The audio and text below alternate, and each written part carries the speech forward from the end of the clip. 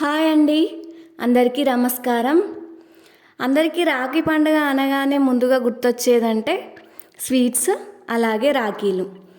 అలాంటి స్వీట్స్ బయట తీసుకోవడం వల్ల ఈ ఫెస్టివల్ టైం చూస్ చేసుకొని చాలా వరకు కల్తీలు జరుగుతున్నాయి కదా.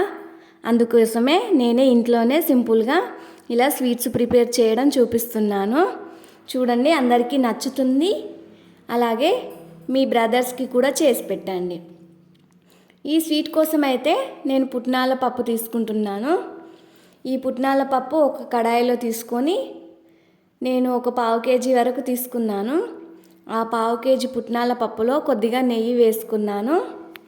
అలా నెయ్యి వేసుకొని మంచిగా ఫ్రై అవ్వనివ్వాలి. ఈ ఫ్రై చేసే ప్రాసెస్ అంతా మొత్తం చిన్న మంట మీదనే చేసుకోవాలండి. హై ఫ్లేమ్లో పెట్టి చేయకూడదు, ఎందుకంటే మాడిపోతాయి. ఇది చాలా ఈజీ ప్రాసెస్ అండి. ఇంట్లో ఎప్పుడైనా స్వీట్ తినాలనిపించినా, తొందరగా అవ్వాలన్నా, ఎవరైనా గెస్ట్స్ వచ్చినా సరే తొందరగా చేసి పెట్టచ్చు. ఇప్పుడు ఇది ఇలా ఫ్రై అవుతుండగానే నేను కొద్దిగా ఎండు కొబ్బరి తీసుకున్నాను. అది చిన్న చిన్న వక్కల్లా చేసుకొని ఇందులో వేసుకొని ఫ్రై చేసుకోవాలి.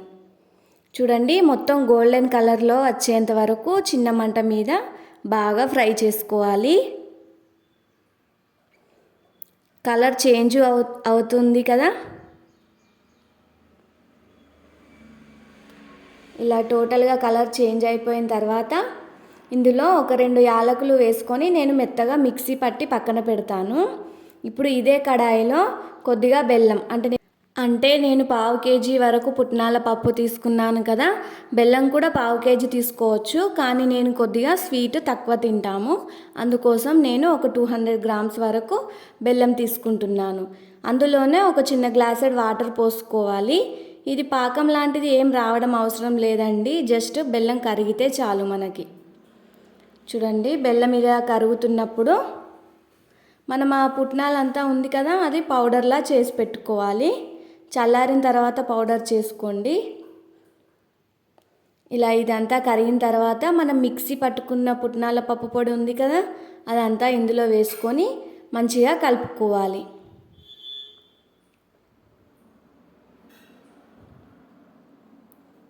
ఇదంతా తొందరనే దగ్గరకు వచ్చేస్తుందండి. మంచిగా కలిసేలా కలుపుకోవాలి. చూడండి, ఇది ఇలా కలుపుతుండగానే నేను కొద్దిగా మళ్ళీ కొంచెం నెయ్యి యాడ్ చేశాను. నెయ్యి బాగా ఉంటే టేస్ట్ ఇంకా బాగుంటుంది. నేనైతే కొద్దిగా నెయ్యి యాడ్ చేసుకున్నాను.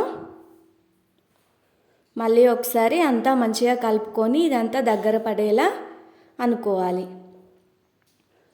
ఇప్పుడు నేను ఒక ప్లేట్కి కొద్దిగా నెయ్యి అప్లై చేసుకొని ప్లేట్ అంతా స్ప్రెడ్ చేసి పెట్టాను. ఇప్పుడు మనం చేసుకున్న స్వీట్ ఉంది కదా, ఇదంతా ఇప్పుడు ప్లేట్లో వేసుకొని మంచిగా నీట్గా అనుకోవాలి. ప్రెస్ చేసుకుంటూ మంచిగా నీట్గా ఒక షేప్లో, ఒక రౌండ్ షేప్లో అయినా లేదంటే స్క్వేర్ షేప్లో అయినా మీకు నచ్చినట్టుగా ఒక ప్లేట్లో మంచిగా అరేంజ్ చేసుకోండి. ఒక స్పూన్తో అయితే నేను అంతా ప్రెస్ చేస్తున్నాను, మంచిగా నీట్గా అనుకుంటున్నాను. ఇదంతా ఇలా ప్రెస్ చేసుకున్న తర్వాత పైన కొద్దిగా కొబ్బరి పొడి వేస్తున్నానండి. ఇది మీకు నచ్చిన షేప్లో కట్ చేసుకోండి. రౌండ్గా అయితే రౌండ్గా, లేదంటే బాల్స్లో కూడా చుట్టేసుకోవచ్చు. నేను వచ్చేసి స్క్వేర్ షేప్లో, అంటే మీకు నచ్చిన విధంగా కట్ చేసుకోండి. నేనైతే ఇలా చల్లారిన తర్వాత మంచిగా చాక్తో కట్ చేసుకుంటున్నాను.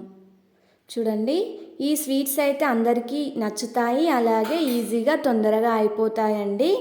మీరు కూడా ఒకసారి ట్రై చేయండి. ట్రై చేసి ఎలా ఉందో కమెంట్ చేయండి. థ్యాంక్ యూ ఫర్ వాచింగ్ అండి. చూస్తున్నారు కానీ లైక్ చేయట్లేదు. Please like, share and subscribe.